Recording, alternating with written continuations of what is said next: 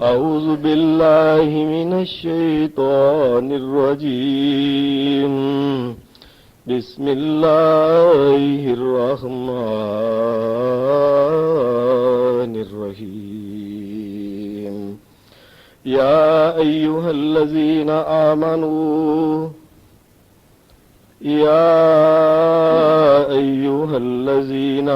آمنوا أطيعوا الله وأطيعوا الرسول وأولي الأمر منكم فإن تنازعتم في شيء فردوه إلى الله وإن تنازعتم في شيء فردوه إلى الله والرسول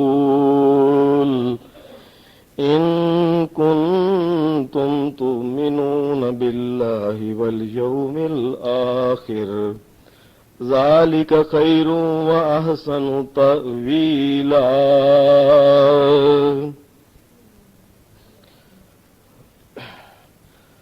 پانچواں سپارہ سورہ النساء، اس کا 5واں رکوع یہاں اس آیت پہ ختم ہوتا ہے جو میں نے آپ کے سامنے تلاوت کی ہے. پچھلے جمعہ کے خطبہ میں یہ بات عرض کی تھی کہ اللہ تبارک و تعالی نے اپنا آخری نبی، اپنا آخری رسول، جن کا نام نامی جناب محمد ابن عبداللہ ہے صلی اللہ علیہ وسلم، آپ کو بھیجا، آپ کو پیدا فرمایا، اور بھیجنے کے بعد انسانوں کے ذمہ کچھ چیزیں لگائیں کہ اے لوگو، میں نے یہ نبی اور رسول جو بھیجا ہے یہ میرا کام تھا، تم نے میرے نبی اس رسول جناب محمد الرسول اللہ صلی اللہ علیہ وسلم کے ساتھ تم نے کیا رویہ اختیار کرنا ہے،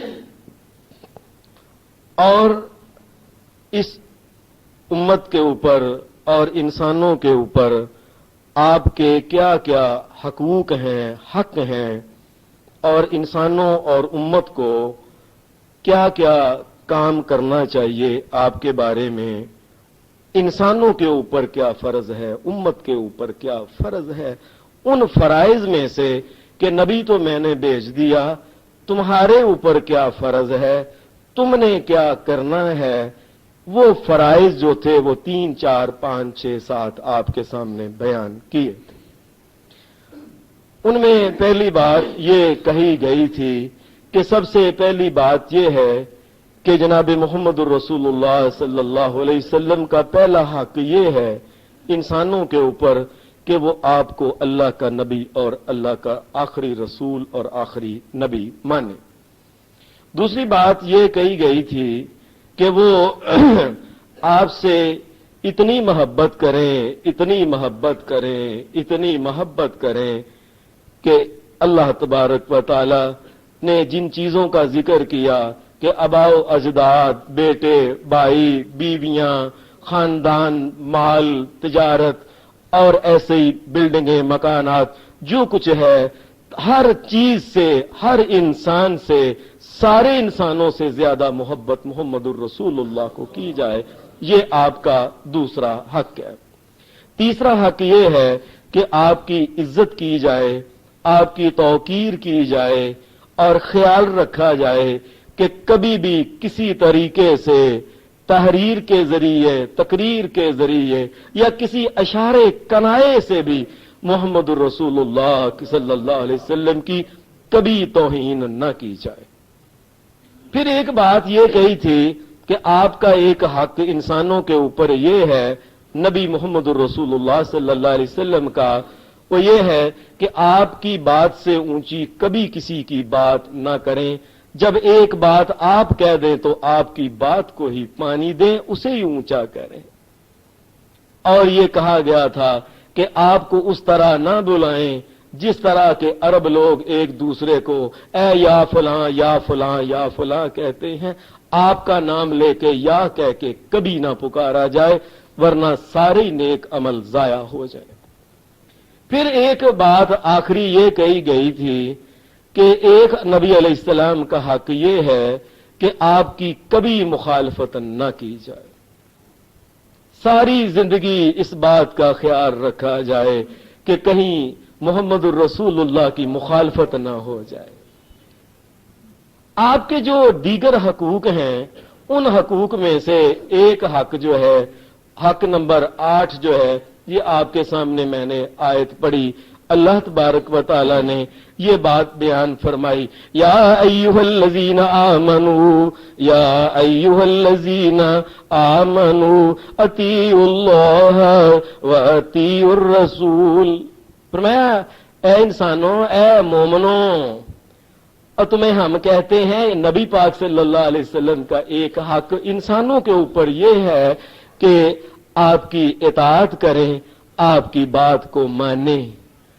قرآن مجید نے کئی مقامات کے اوپر کسی جگہ یہ بات کہی، اطیعوا اللہ ورسولہ، کبھی اس طریقے سے بات کہی، کبھی بات کہی وَأَطِيعُوا اللَّهَ وَالرَّسُولَ، اور کبھی یہ کہا قُلْ أَطِيعُوا اللَّهَ وَالرَّسُولَ، اور کبھی اس طریقے سے کہا یا ایھا الذین آمنوا اطیعوا اللہ واطیعوا الرسول، اور کبھی کہا وَمَن يُطِعِ اللَّهَ وَرَسُولَهُ، اور کبھی کہا وَمَن يُطِعِ اللَّهَ وَالرَّسُولَ، اور کبھی کہا وَمَن يُطِعِ الرَّسُولَ فَقَدْ أَطَاعَ اللَّهَ، اور کبھی کہا وَإِن تُطِيعُوهُ تَهْتَدُوا وَمَا عَلَى الرَّسُولِ إِلَّا الْبَلَاغُ الْمُبِينُ۔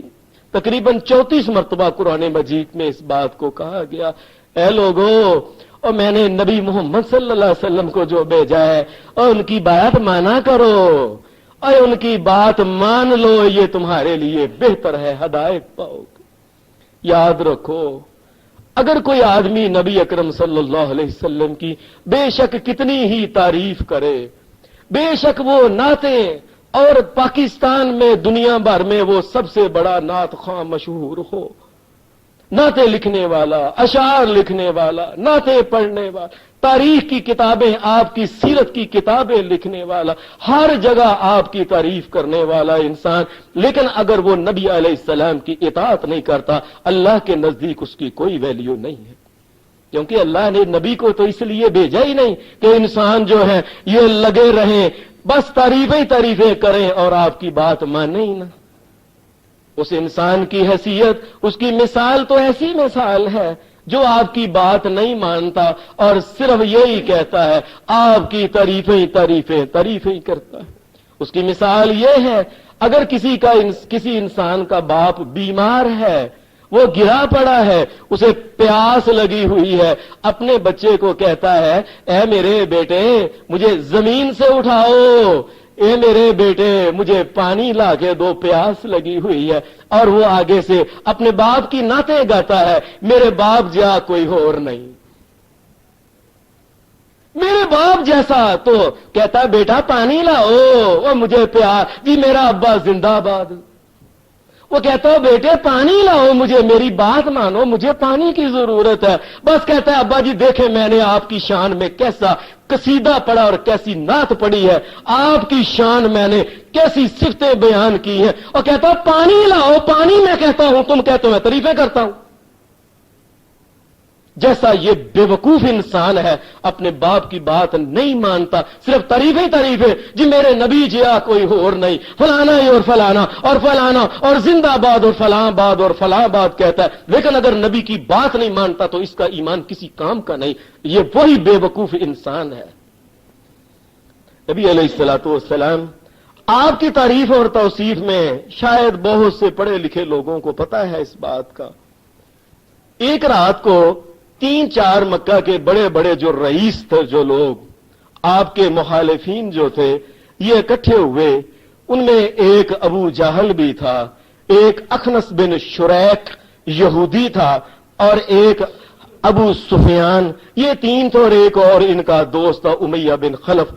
یہ 3-4 دوست آپس میں بڑے پکے دوست اور پکے کٹر مخالف جو تھے رسول اللہ کے، یہ ایک رات کی چاندنی تھی، پچھلا پہر تھا، اس وقت محمد الرسول اللہ آپ بیت اللہ میں آ کے آپ اللہ کے سامنے کھڑے تھے قیام میں. یہ چاروں ہی دوست جو تھے یہ کھڑے ہو گئے اور آپس میں کہنے لگے سب سے مخالف زیادہ کون ہے؟ ابو جہل کہنے لگا میں سب سے زیادہ مخالف ہوں محمد الرسول اللہ. کہنے والوں نے کہا اچھا یہ بات ہے، چلو ہمارے ساتھ ذرا چلو. ابو جہل ان کے ساتھ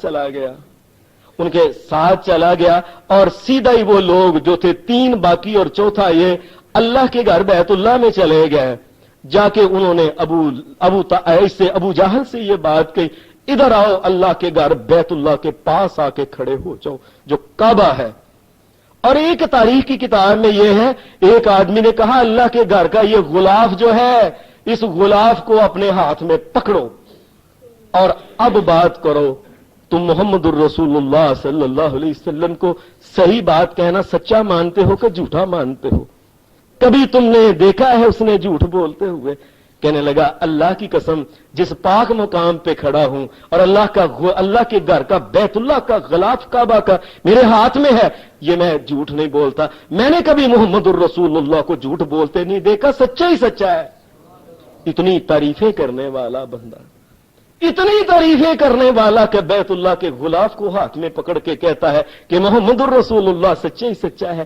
سلام ہو محمد الرسول اللہ پہ، اللہ کی رحمتیں نازل ہو محمد الرسول اللہ کہ غیر بھی آپ کے بارے میں کبھی ایسا کوئی جان بوجھ کے ایسا کلمہ نہیں کہتے، ضد اور حسد یا کسی اور وجہ سے کہیں تو الگ بات.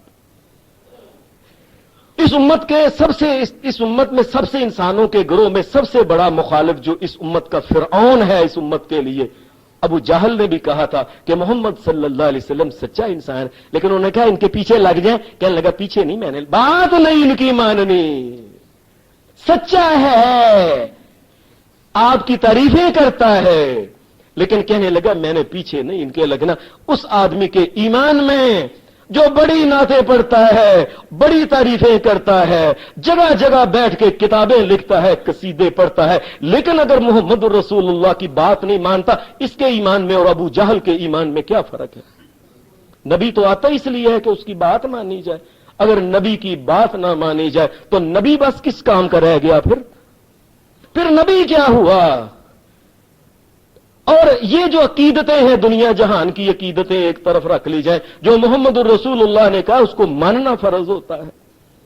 حدیث میں آتا ہے نبی اکرم صلی اللہ علیہ وسلم ایک دن صبح جمعہ کا دن تھا، صبح کی جمعہ کی نماز آپ نے پڑھائی اور یہ جمعہ کا ہی دن تھا. آپ نے ایک لشکر بھیجا، تشکیل دیا اور اس لشکر کے سردار حضرت عبداللہ بن رواحہ رضی اللہ تعالی عنہ بہت بڑے جلیل القدر صحابی، بہادر سپہ سالار جرنیل تھے. جی میں عبداللہ بن رواحہ کو میں تم ان کے سردار ہو، میں مقرر کرتا ہوں صبح ہی نکل جاؤ، جلدی چلے جاؤ. یہ بات کہہ کے رسول اللہ صلی اللہ علیہ وسلم آپ وہاں سے تشریف لے آئے. حدیث کی کتاب مسند احمد ابن حنبل میں امام احمد بن حنبل نے اس حدیث کو نقل کیا ہے. آپ بات کر کے چلے آئے. ہوا کیا؟ آپ نے اس کے بعد جمعہ کا دن تھا، آپ جمعہ کے وقت آپ آئے، صحابہ بیٹھے تھے، آپ کھڑے ہوئے، آپ نے جمعہ کی نماز پڑھائی. دیکھا کہ عبداللہ بن رواحہ جو سردار تھا لشکر کا، یہ سپہ سالار جو مقرر، یہ تو بیٹھا ہوا ہے اور باقی سب لشکری جو تھے وہ تو چلے گئے ہیں. آپ نے سلام پھیری تو اس کے بعد جمعہ کی جب نماز ہو گئی فرمایا عبداللہ آگے آؤ، بات سنو. عبداللہ بن رواحہ رضی اللہ تعالی عنہ دیکھیں عقیدت کیا ہے اور شریعت کیا ہے. عقیدت یہ کہا عبداللہ تم کیوں بیٹھے ہو؟ میں تمہیں ابھی میں نے تو صبح بھیجا تھا تمہیں. اللہ کے رسول باقی کے لشکر چلے گئے ہیں لشکری. اے اللہ کے رسول میرے پاس بڑا تیز گھوڑا، میں ابھی جا کے ان کو مل جاؤں. میرے دل میں آپ کی محبت اور پیار یہ ہے، میں چاہتا تھا آج جمعہ کا دن ہے، آپ جمعہ پڑھائیں گے، سامنے بیٹھ کے آپ کا دیدار کروں گا. اللہ کے رسول اس کے بعد آپ کے پیچھے جمعہ پڑھوں گا اور جمعہ پڑھ کے میں نکل جاؤں گا. میرے دل میں پیار اور محبت کہتا ہے کہ میں جاتے جاتے آپ کا دیدار کروں. کیا عقیدت ہے, کیا ایمان ہے وہ لوگ جو نعرے لگانے والے ہیں, لیکن آپ کا حکم یہ تھا کہ صبح صبح جانا. اور میں عبداللہ یاد رکھ, اے عبداللہ یاد رکھ, عبداللہ بن رواحہ کو کہا, میں عبداللہ لو انفقت ما فی الارض جميعا لو انفقت ما فی الارض جميعا ما ادرکت غدوتهم. فرمایا عبداللہ یاد رکھ, جس وقت میں محمد نے کہا تھا نا کہ نکل جاؤ نکل جاؤ, اور جو میری بات مان کے نکل گئے ہیں, اور تم بے شک بڑا پیار ہے, محبت ہے, عقیدت ہے, زیارت ہے, جمعہ پیچھے میری بات تو نہیں نہ مانی, بے شک بڑا پیار ہے, محبت ہے. اے عبداللہ اگر روئے زمین کے سارے خزانے سونا چاندی ہر چیز اللہ کے راستے میں تم اللہ کے راستے میں اس کو دے دو, تقسیم کر دو, جنہوں نے میری بات مانی ہے عبداللہ تم ان کے درجے کو نہیں پہنچ سکتے. اور نبی تو آتا ہے اس لیے اس کی بات مانی جائے. عقیدت کیا چیز ہے؟ عقیدت یہ ہے کہ رسول اللہ صلی اللہ علیہ وسلم کی بات مانی جائے, اور اسی کا نام عقیدت ہے, اسی کا نام شریعت ہے, اور اسی کا نام طریقت ہے, اور یہی حقیقت ہے. اصل میں اس حقیقت کو جو انسان نہیں پہنچا اس نے دنیا کی خام خیالیوں میں اپنے آپ کو ضائع کر لیا. یہی سب سے بڑی حقیقت, اسی کا نام عقیدت اور طریقت ہے. میں میری بات ہی نہیں مانی تو نے, اور تم نہیں ان کے درجے کو پہنچ سکتے اگر پوری روئے زمین کے سونا چاندی اور سارے مال جواہرات زر جو ان کے لال ہیرے جواہرات جو کچھ بھی ہے ہر چیز بھی تقسیم کر دو, اور جو محمد نے کہا تھا وہ مانا نہیں, تو عقیدت کیا چیز ہوتی ہے صلی اللہ علیہ وسلم. نبی اکرم صلی اللہ علیہ وسلم کے بارے میں قرآن مجید اسی لیے تو کہتا ہے قل اطیعوا اللہ واطیعوا الرسول. اے لوگو اللہ کی اطاعت بات مانتے ہو تو میرے نبی کی بات بھی مانو. من یطیع الرسول فقد اطاع اللہ. اور تم نے نبی کی جو بات مانتے ہو حقیقت میں نبی کو چونکہ اللہ نے حکم دیا ہے, نبی کی بات ماننا ایسے ہی ہے جیسے اللہ کی بات مانتے. تم کیا سمجھتے ہو نبی کی بات اس کو ٹھکرا دینا, اپنی عقل آگے لے آنا, اپنی عقیدت, اپنی طریقت, اپنی اس کی کیا حیثیت ہے جب نبی کا حکم نہیں مانا تو باقی کیا کچھ ہے. بات کو یاد رکھیں, قرآن مجید جو کہتا ہے بات مانو, قرآن مجید تو کئیوں کی کہتا ہے بات مانو. قرآن مجید کہتا ہے اپنے ماں باپ کی بات مانو, بڑوں کی بات مانو, اچھی بات کو کہتا ہے تو مانو. تو نبی پاک صلی اللہ علیہ وسلم کی بات بھی کہتا ہے مانو. فرق کیا ہے؟ فرق ہے ایک فرق ہے. فرق یہ ہے قرآن مجید نے یہاں یہ بات کہی یا ایھا الذین آمنوا اطیعوا اللہ واطیعوا الرسول واولی الامر منکم فان تنازعتم فی شیء فردوه الی اللہ والرسول ان کنتم تؤمنون باللہ والیوم الآخر ذلک خیر واحسن تأویلا. تمہیں بتاتے ہیں دنیا میں رہنے کا طور طریقہ کیا ہے. ہم کہتے ہیں بڑوں کی بات مانو, علماء کی بات مانو, اپنے جو حاکم ہیں مسلمانوں کے ان کی بات مانو, لیکن اگر تمہارا اختلاف ہو جائے کسی بات میں, اور تم بڑے سے بھی اختلاف کر سکتے ہو, ماں باپ سے بھی اختلاف کر سکتے ہو, حاکم سے, عالم سے, قاری سے, محدث سے, مفسر سے, یہاں تک کہ ایک انسان صحابی سے بھی اختلاف کر سکتا ہے. فرمایا یاد رکھو, اور تم نہیں اختلاف کر سکتے تو محمد رسول اللہ سے اختلاف نہیں کر سکتے. یہ فرق ہے, فرق ہے. اگر تمہارے پاس کوئی دلیل ہے, سمجھ ہے, عقل تمہاری ہے, تم اختلاف کر سکتے ہو ایک دلیل کی بنیاد پہ, حجت کی بنیاد پہ. اے لوگوں تمہیں بتاتے ہیں رہنے کا طریقہ, دوسروں کی کہتے ہیں ہم بات مانو, لیکن اگر کسی جگہ اختلاف ہو جائے اللہ کے رسول کے پاس آؤ, اللہ سے پوچھو اے اللہ کے رسول صلی اللہ علیہ وسلم ہم کیا, جو اللہ کا رسول کہہ دو, جو وہ کہیں گے وہ حق ہوگا, وہ سچ ہوگا, اور تم اللہ کے رسول سے اختلاف نہیں کر سکتے. یہ فرق ہے, اس فرق کو سمجھو. اس سے بہتر کوئی طریقہ ذالک خیر و احسن تأویلا. اور میں یہی بہترین طریقہ ہے زندگی گزارنے کا, اور یہی بہتر طریقہ ہے اس دنیا میں رہنے کا, اور یہی انجام کے لحاظ سے بہتر ذریعہ اور طریقہ ہے. یہ ایک نبی اکرم صلی اللہ علیہ وسلم کا ایک حق انسانوں کے اوپر یہ ہے کہ انسان جو ہے یہ آپ کی بات کو مانے, آپ کا ایک اور حق جو ہے وہ انسانوں کے اوپر یہ کیا ہے؟ وہ یہ ہے قل ان کنتم تحبون اللہ، قل ان کنتم تحبون اللہ فاتبعونی یحببکم اللہ ویغفر لکم ذنوبکم ویغفر لکم ذنوبکم واللہ غفور رحیم۔ ہے لوگو، اور میں تمہیں بتاؤں، لوگ کہتے ہیں نا فلاں کا پلڑا پکڑ لو اور فلاں کا لاڑ پکڑ لو، فلاں کے چپ کر کے پیچھے لگ جاؤ۔ فرمایا اللہ سے بھی تو پوچھو اللہ کیا کہتا ہے؟ فرمایا اللہ یہ کہتا ہے فاتبعونی فاتبعونی۔ فرمایا اگر اللہ سے پوچھتے ہو اللہ تو یہی کہتا ہے اگر لڑ پکڑنا تو میرے محمد کا پکڑو، اگر لڑ پکڑنا ہے تو وہ میرا نبی محمد الرسول اللہ صلی اللہ علیہ وسلم۔ اور ہمارے اور دنیا کے تم لاڑ جی فلاں کی لاڑ اور فلاں کی بیعت اور فلاں کی ہے۔ فرمایا میرے نبی کا جو لڑ پکڑ لے گا، جو ان کے پیچھے لگ جائے گا، ان کا کیا ہوگا؟ وَيَغْفِرْ لَكُمْ ذُنُوبَكُمْ۔ فرمایا میرے نبی کا لڑ تم پکڑ لو، تمہارے سارے گناہ معاف کرنا میرا رب کا کام ہے یہ۔ اور بتاؤ کسی اور کا لڑ پکڑ کے یہ ہے ہی نا۔ وَيَغْفِرْ لَكُمْ ذُنُوبَكُمْ یغفر لکم ذنوبکم، سارے گناہ معاف کر دے، واللہ غفور الرحیم۔ فرمایا تم لوگوں اور تمہیں پتہ ہی نہیں اللہ غفور الرحیم ہے غفور الرحیم ہے، رحمان ہے، رحیم ہے، غفور ہے، غفار ہے، ستار ہے، لیکن غفور الرحیم یہ ہے جو نبی کا لڑ پکڑے اس کے لیے غفور الرحیم ہے، جو نبی کا لڑ نہیں پکڑتا اللہ اس کے لیے قہار ہے، جبار ہے، عزیز ذو انتقام ہے۔ اللہ قیامت کے دن الٹا کر کے جہنم میں اس کی کھال کو دیر دے گا، اس کے لیے اللہ غفور الرحیم نہیں جو نبی کے پیچھے نہیں لگتا۔ اس لیے اللہ کی غفور الرحیمیت جو ہے یہ محمد رسول اللہ کا لڑ پکڑنے میں ہے، اور اس نے خود اپنے ہاتھ سے اللہ کی غفور الرحیمیت کا جو لڑ ہے اس نے اپنے ہاتھ سے خود چھوڑا ہے۔ آپ کا یہ حق ہے امت کے اوپر، انسانوں کے اوپر یہ حق ہے، اے لوگوں چپ کر کے میرے نبی کا لڑ پکڑ لو، میرے نبی کے پیچھے لگ جاؤ، اور میرے نبی کے پیچھے لگ جاؤ، اللہ سارے گناہ معاف کر کے تمہیں معاف کر دے گا۔ دیکھنا پھر اس کی غفور الرحیمیت کے، اس کے پھر تم جلوے دیکھنا وہ کیسے کیسے معاف کرتا ہے اور کیسے کیسے تمہارے اوپر انعام کرتا ہے، تم پھر دیکھنا میرے نبی کا لڑ پکڑنے کا فائدہ۔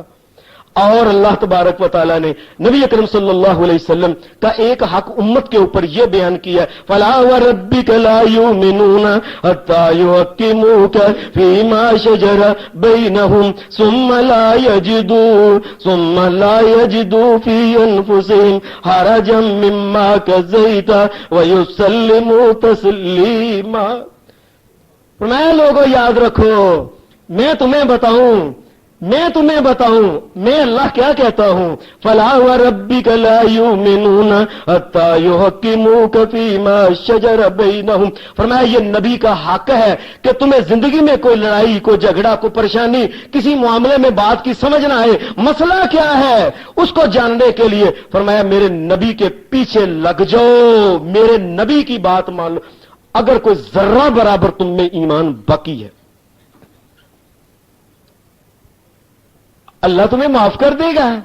اللہ کی بات سن لو، اور یاد رکھو لوگوں، یاد رکھو اس امت کو متحد کرنے کے لیے ایک ہی طریقہ ہے، اور وہ طریقہ کیا ہے؟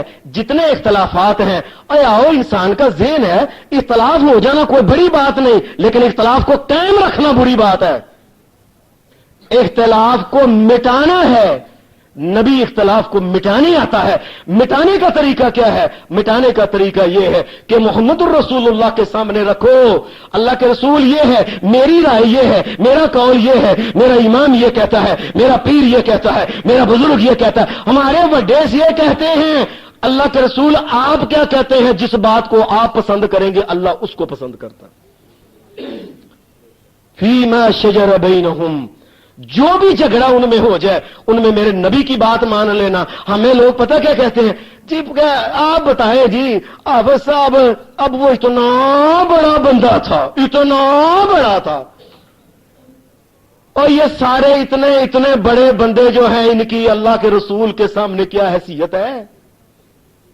حدیث میں آتا ہے نبی اکرم صلی اللہ علیہ وسلم آپ ایک دن بیٹھے ہوئے تھے، حضرت ابو ذر غفاری رضی اللہ تعالی عنہ کہنے لگے یا رسول اللہ صلی اللہ علیہ وسلم آپ مجھے بتائیں آپ کو کیسے شروع میں پتا چل گیا کہ آپ اللہ کے رسول ہیں؟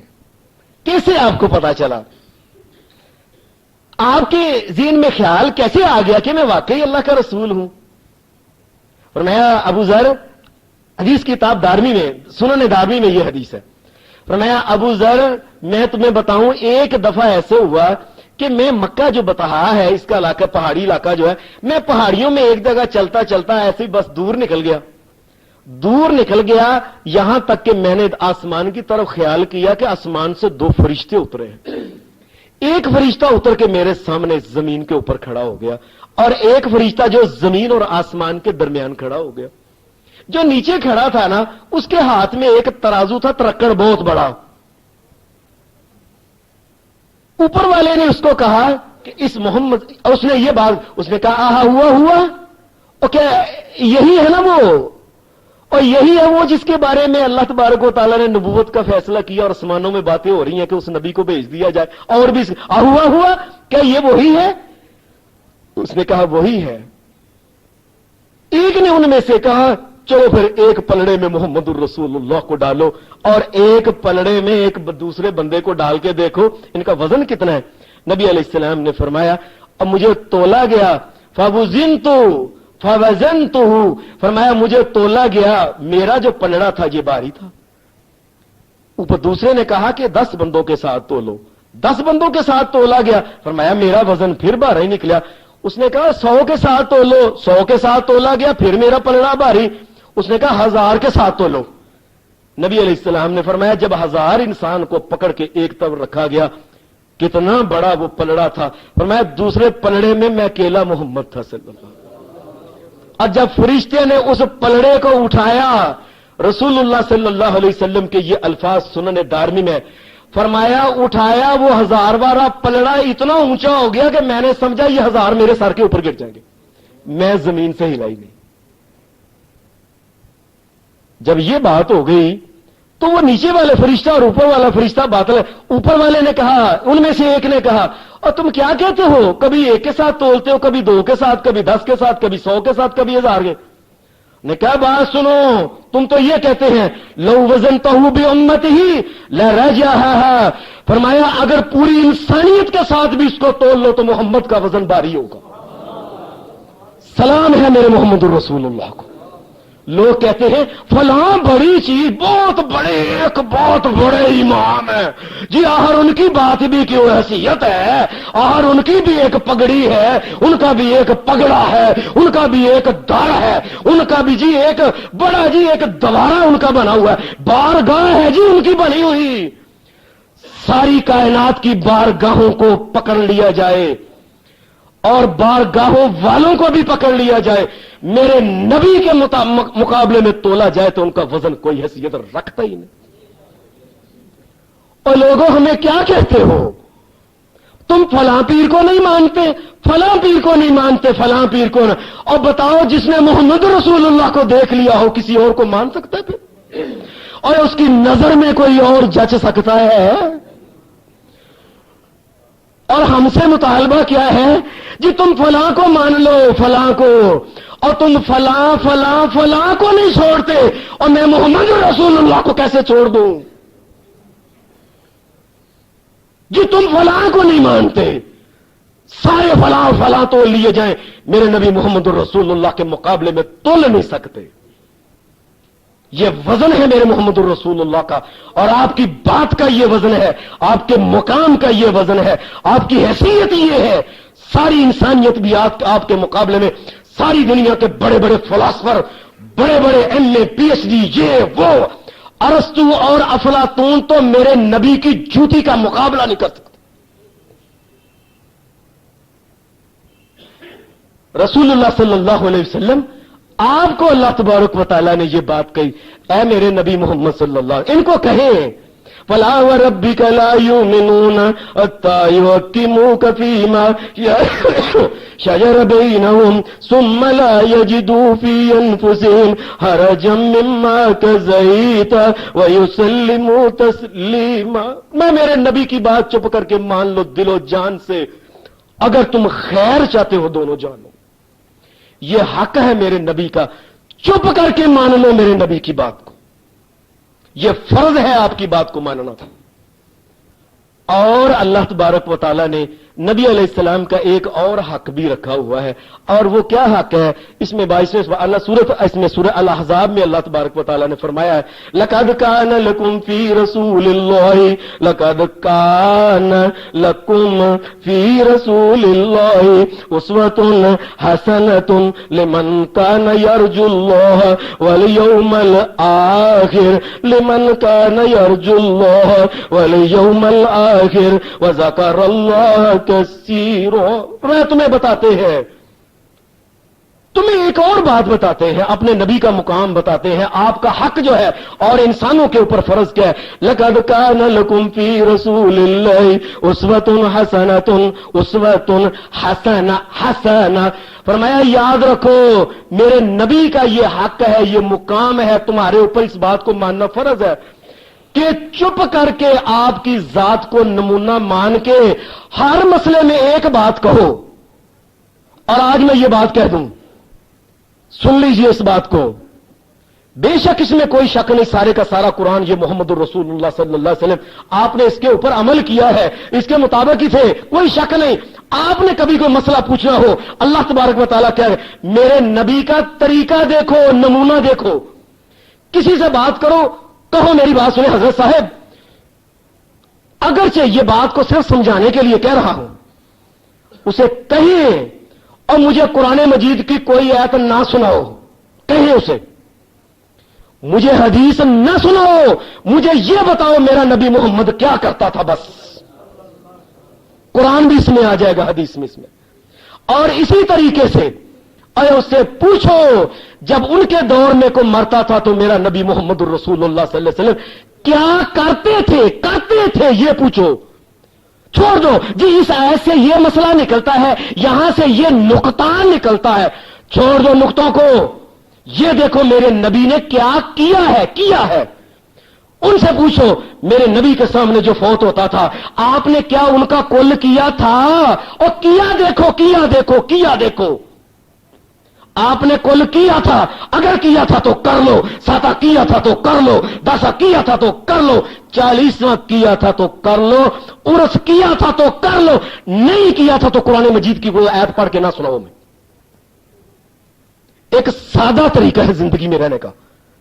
جی حضرت یہ سنا دے بس میرے نبی نے کیا کیا تھا, مسئلہ ختم ہو جائے گا. بس آپ نے قبریں بنائی, پکی بنائی تھی, اگر انہوں نے یہ کام کیا تھا تو میں پکی بنانے کو تیار ہوں. اگر انہوں نے اس کیے تھے ہم کرنے کو تیار ہیں, اگر انہوں نے نہیں کیا تو نہ کرو. بس یہ دیکھو میرے نبی نے کیا کیا. ایک ہی بات کہو, جاؤ جا کے آ جاؤ, بڑے بڑے جلوس نکالنے والے جیسے اور فلاں اور یہ اور وہ, ان سے ایک بات کہہ لو. اور جب میرے نبی کی زندگی میں ربیع الاول 63 مرتبہ آیا ہے, میرے نبی نے کیا کیا تھا, بس سادہ سوال ہے. یہ سوال مشکل ہے کوئی؟ میرے نبی نے کیا کیا تھا, بس جو میرے نبی نے کیا تھا بس وہ تم کرو, بس ختم. نبی علیہ الصلوۃ والسلام آپ سے پوچھا گیا, حضرت عبداللہ بن عباس رضی اللہ تعالی عنہ یہ کہتے ہیں سئل رسول اللہ صلی اللہ علیہ وسلم عن صوم یوم الاثنین.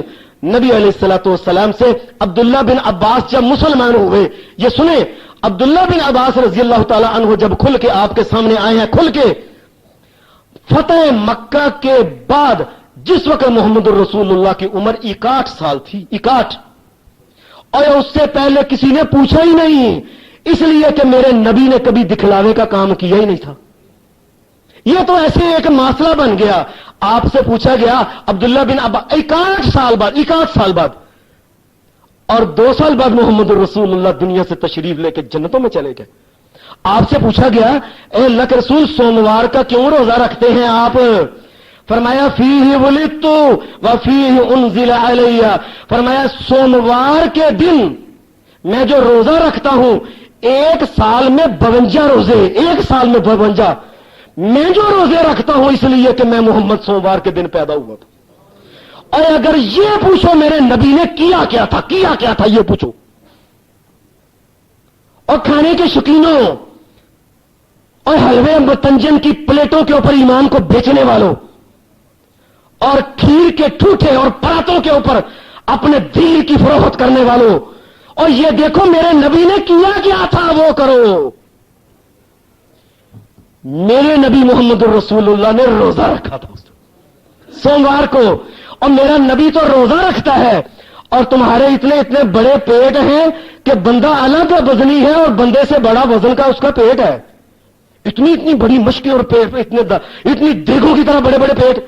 اور یہ دیکھو میرے نبی نے کیا تھا، نبی نے 63 برس محمد رسول اللہ کی زندگی میں یہ دن آیا، آپ نے کیا تھا؟ آپ نے ہر سال 52 روزے رکھے تھے۔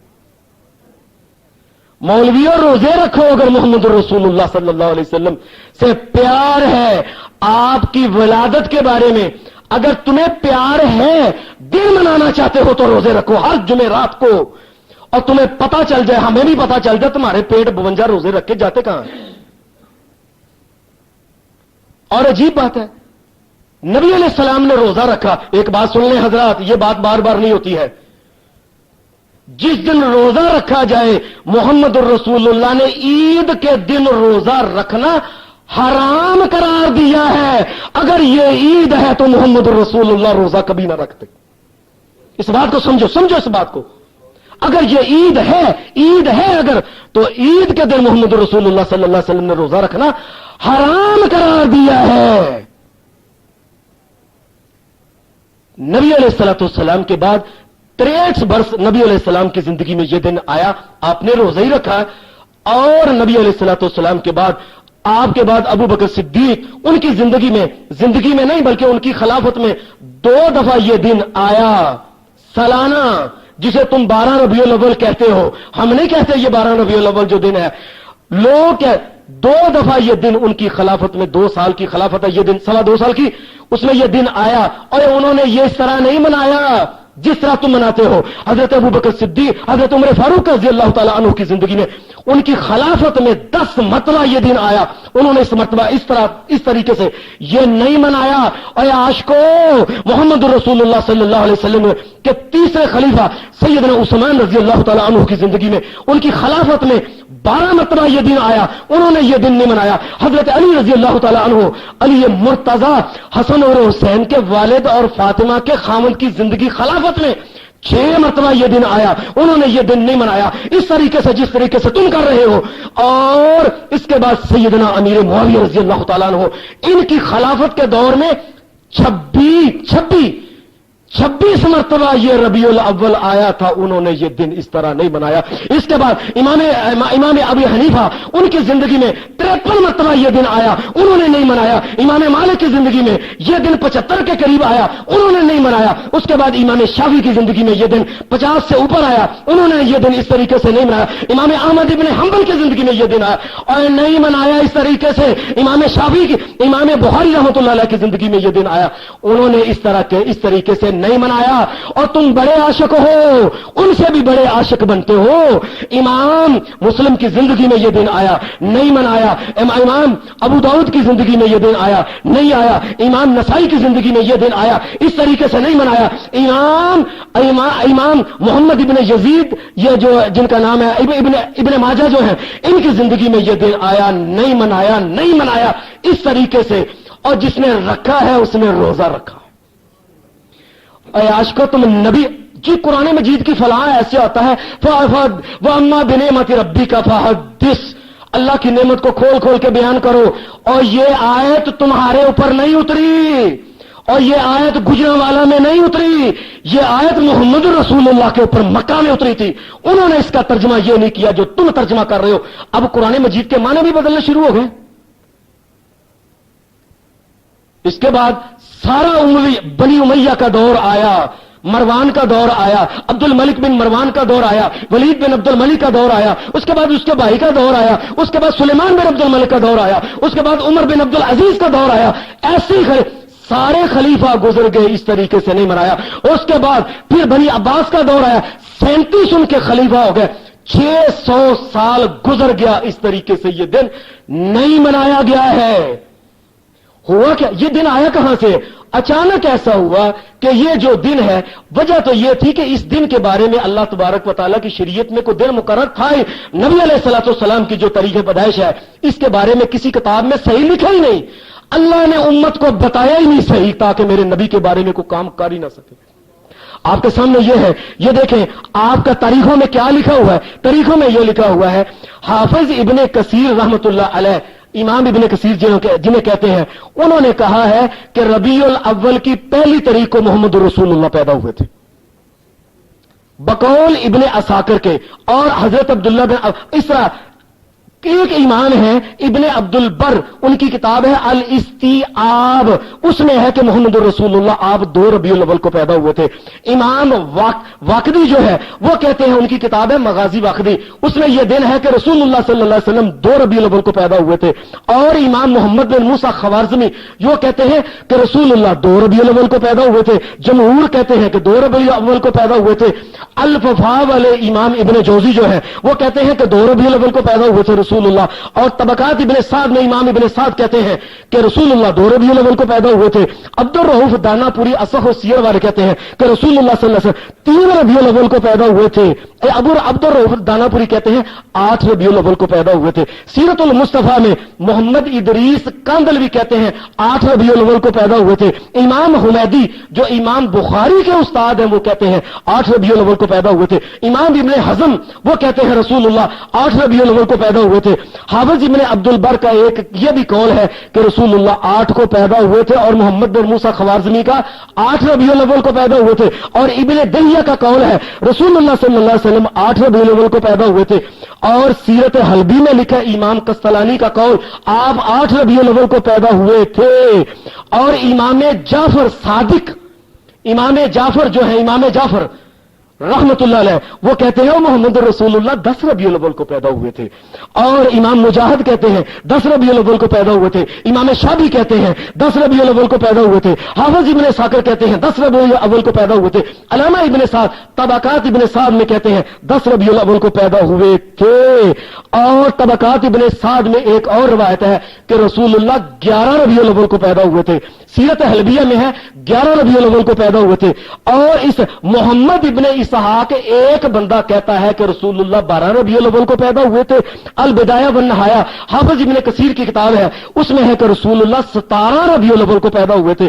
ابن دہیہ کا قول ہے کہ 17 ربیع الاول کو پیدا ہوئے تھے. ابن ابی شیبہ کا قول ہے 17 کو نہیں 18 ربیع الاول کو پیدا ہوئے تھے. یہ قول ہے محمد رسول اللہ کے بارے میں جو تاریخوں میں لکھا ہوا ہے. اور امام ابن کثیر نے یہ بات کہی ہے رسول اللہ 22 ربیع الاول کو پیدا ہوئے تھے. اور سیرت حلبی میں ہے کہ رسول اللہ صلی اللہ علیہ وسلم 22 ربیع الاول کو پیدا ہوئے تھے. اور علامہ سیرت حلبی میں ایک قول یہ ہے کہ ربیع الاول میں آپ پیدا ہی نہیں ہوئے تھے، آپ سفر میں پیدا ہوئے تھے. اور پیر عبد القادر جیلانی اور جن کے نام کی ایک چھوٹی ہے ایک بڑی ہے کھاتے ہو فلانی اور فلانی، وہ کہتے ہیں کہ رسول اللہ صلی اللہ علیہ وسلم محرم کی 2 کو پیدا ہوئے تھے. اور پیر عبد القادر جیلانی رحمت اللہ علیہ ان کا ایک قول ہے 9 محرم کو. ایک قول ہے سیرت حلبی کا کہ آپ رسول اللہ صلی اللہ علیہ وسلم 10 محرم کو پیدا ہوئے تھے. اور سیرت حلبی میں ایک یہ ہے آپ 25 محرم کو پیدا ہوئے تھے.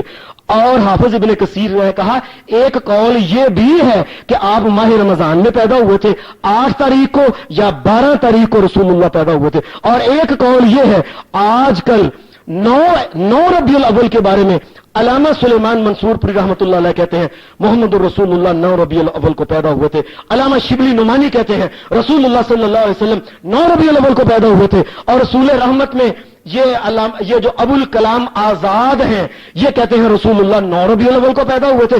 اور ساری دنیا کی تاریخ کی کتابوں کا مقابلہ ہوا، اس میں اول کتاب آئی اس کا نام ہے الرحیق المختوم. اس میں ہے کہ محمد رسول اللہ صلی اللہ علیہ وسلم 9 ربیع الاول کو پیدا ہوئے. اب اتنی تو تاریخیں ہیں. اس کا مطلب یہ ہے کہ اللہ تبارک و تعالیٰ نے امت کو، چونکہ یہ دن منوانا منظور ہی نہیں تھا، اللہ نے کسی نبی کا جو دن ہے یہ کسی کو نہیں بتایا. دن تو بتایا ہے کہ آدم علیہ السلام جمعہ کو پیدا ہوئے تھے اور محمد الرسول اللہ سوموار کو پیدا ہوئے تھے، لیکن اس کی تاریخ جو ہے یہ اللہ تبارک و تعالیٰ نے کسی کو بتائی نہیں ہے. اور یہ دن آیا کہاں سے؟ آیا یہ کہ جب رسول اللہ صلی اللہ علیہ وسلم، بات کو سن لیں دھیان سے، نبی علیہ الصلوۃ والسلام کے 600 سال گزر گئے. 600 سال پورے جب گزر گئے، اس کے بعد یہ ایران کا علاقہ ہے، یہاں جو ایران کا علاقہ خراسان کے علاقے میں جو ساتھ اگر رشیا کے ساتھ لگتا ہے، اس علاقے میں مسلمانوں نے دیکھا کہ یہاں کے عیسائی حضرت عیسیٰ علیہ السلام کی پیدائش کے دن کو عید کہتے ہیں. اور یہ بات امام جزری نے لکھی ہے. کیا لکھا ہے؟ اذا كان اهل الصليب اتخذوا ليله مولد نبيهم عيدا اكبر فاهل الاسلام اولى بالتكريم واجدر. ہم نے دیکھا کہ عیسائی لوگ اگر اپنے نبی کا دن مناتے ہیں تو ہم کیوں نہ منائیں؟ اور عیسائیوں کے پیچھے لگ کے یہ کام کرتے ہیں. عیسائی کہتے تھے کہ یہ دن عیسیٰ علیہ السلام کی پیدائش کا عید ہے. ہم نے کہا تو ہمارا نبی کام ہے. ان کے مقابلے میں یہ دن عید کے طور پہ منایا گیا. اور سب سے پہلے منانے والا جو ہے، اس کا نام ہے، اس بادشاہ کا نام جس نے یہ منایا، اس کا نام ہے ملک مظفر الدین ابو سعید کوکبری. یہ اربل کا رہنے والا تھا. یہ ایران کا یہی علاقہ سارا اربل. اس نے جب یہ دن رسول اللہ صلی اللہ علیہ وسلم کا پہلی دفعہ 700 سال بعد رسول اللہ صلی اللہ علیہ وسلم کا دن منایا. اور کس طریقے سے منایا؟ یہ کتاب ہے میرے سامنے، ابن جوزی کی کتاب تاریخ مرآت الزمان. اس کے یہ لفظ ہیں کہ جو لوگ سلطان اربل کے ہاں میلاد میں اس کے دسترخوان پر شریک ہوتے تھے، ان کا بیان ہے کہ دسترخوان پر 5000 بکرے ذبح کیے جاتے تھے. مزہ آیا نا بنانے کا. اور آج محمد رسول اللہ نے روزہ رکھا ہوا ہے اور ادھر کیا بکرے ذبح ہو رہے ہیں. جی 5000 بکرے ذبح کیے جاتے تھے، 10,000 مرغ ذبح کیے جاتے تھے، 100 گھوڑا بھی ذبح کیا جاتا تھا، اور 30,000 حلوے کی ڈشیں ہوتی تھی. سواد آیا نا پھر؟ سواد آ گیا نا پھر؟ 30,000 حلوے کی ڈشیں. اور اس میں بادشاہ جب صوفیوں کے لیے وہاں لوگ آتے تھے، اور عصر تک پہلے گانا ہوتا تھا جس میں بادشاہ اربل خود بھی ناچتا تھا. میں کہتا تھا کہ میں گیا ہوں جلوس میں نے دیکھا کئی جگہ لوگ گتکا کھیل رہے ہیں، کوئی ناچ رہے ہیں، کسی نے انڈیا کے گانے لگائے ہوئے ہیں. یہ کیوں ہے؟ اس کی وجہ یہ ہے کہ اس کے بنانے والے نے جب اس کی نی اور بنیاد رکھی تھی، گانا اس نے شامل کیا تھا اس میں. اور یہ بات اسی میں لکھی ہے کہ سلطان پھر لکڑی کے بڑے بڑے کبے بنواتا تھا، جس طرح کے بڑے بڑے کبے بنواتا تھا.